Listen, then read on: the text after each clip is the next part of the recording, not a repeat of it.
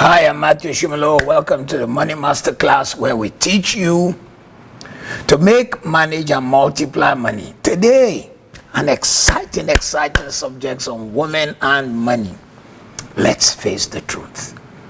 Unfortunately, many women are not getting rich because they think that being rich means you're some kind of, forgive the English, snobbish, ruthless girl who made the money. And that's not true. How can there be such multiple number of women and yet such a tiny fraction of women are wealthy? You see, 49.5% of the world's population are women.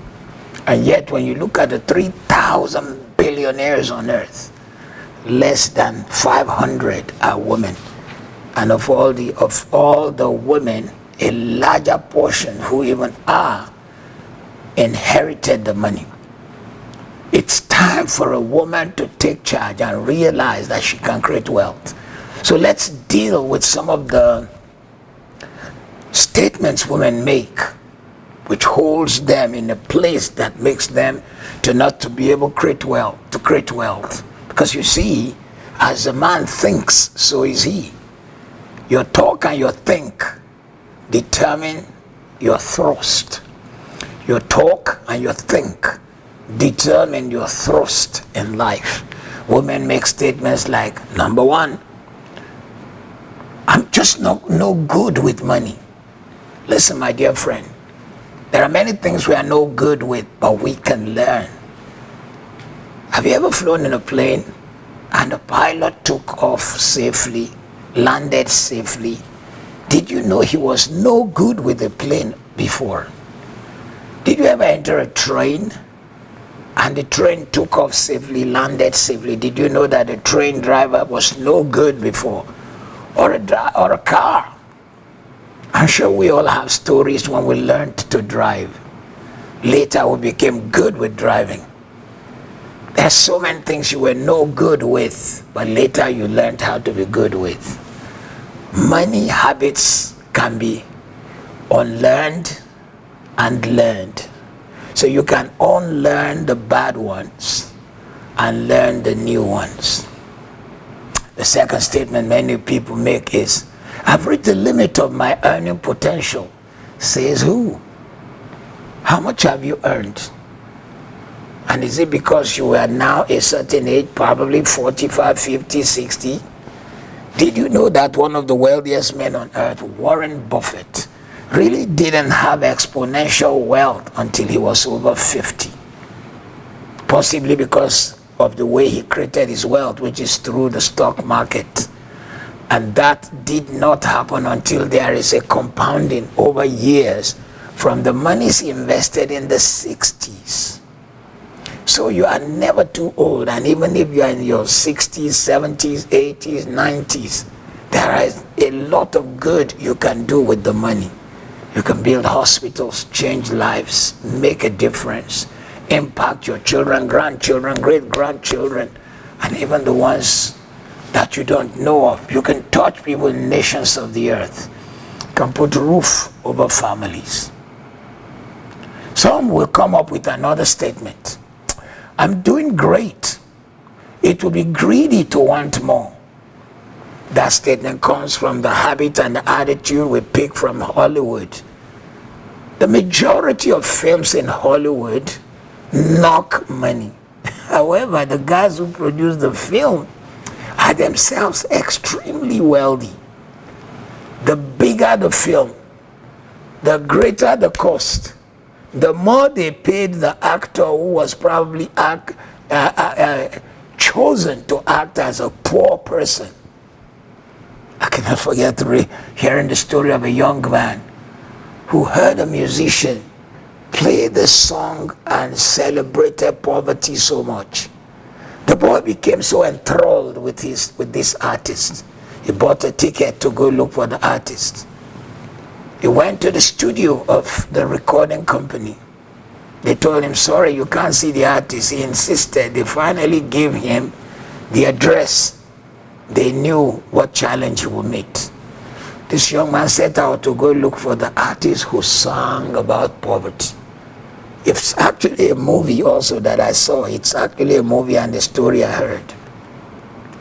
Only to get to the gate of the movie star's house who sang that song.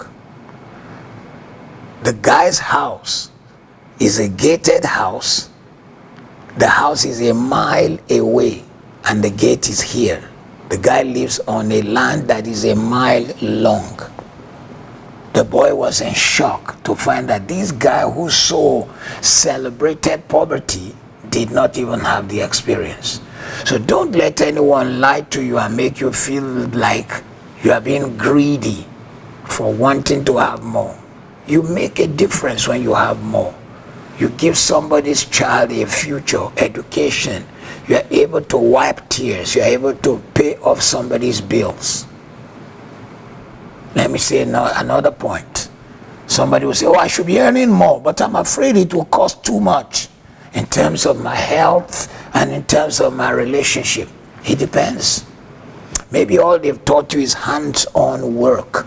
And that's why you thought, before I can make more money, yet I have to lose my health and my relationships. Haven't you heard about passive income? In fact, passive income is more powerful than real hands-on income, because passive income is money income while you are not leaving home. You bought shares and stocks, it is multiplying in value without you doing anything. You bought a land in a highly commercial area, it's increasing in value while you did nothing. You owned real estate, it's increasing in value while you did nothing. So wealth can be created without you damaging your health. In fact, nothing else damages the health than like lack and poverty. Because when you lack, it makes you work harder and work more. That's another statement. Some will say, my partner takes care of all money. He takes care of it. I don't have to sweat the small stuff. That may be a great statement to make, but there is a fulfillment in you as a woman making the wealth and being able to determine something about your own money, something that belongs to you. A money you are able to sit down and say, this is mine, I own this, I made this, I want to make a difference with it. The next statement, I'm just afraid to even look at my finances. So a good number of women don't even check. They've never read their bank statement. They don't know if someone is stealing from them. They've never checked. They didn't realize that in these days, when all kinds of information is needed about you, your PIN number, some nations take your biometrics, which is really very dangerous. They take your biometrics before you can open a bank account. When you tell yourself, I'm afraid to look at my finances, how would you know if you are doing well? How would you know if you are not spending more than you are earning? To create wealth, you have to be interested in the place where every penny goes, so that it is going where it is increasing. The next statement some make is, I wish I could just win the lottery. And no sweat, then there will be loads of money. Well, the truth about lottery is that it's large money which came without a habit system to manage it. And if you've ever read my book, 33 Irrevocable Laws of Wealth Creation, if you want the book, we can give you the more details about it. Make sure you leave your comment, and you can then buy it from Amazon.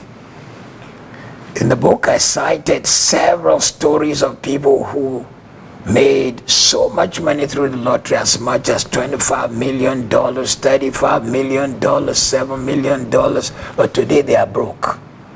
Yeah, sounds almost unimaginable. How can a person have $10 million and then later be broke? You see, because they did not know that money is like water flowing. If you don't have a reservoir and a method for multiplying it, it will all flow away one day.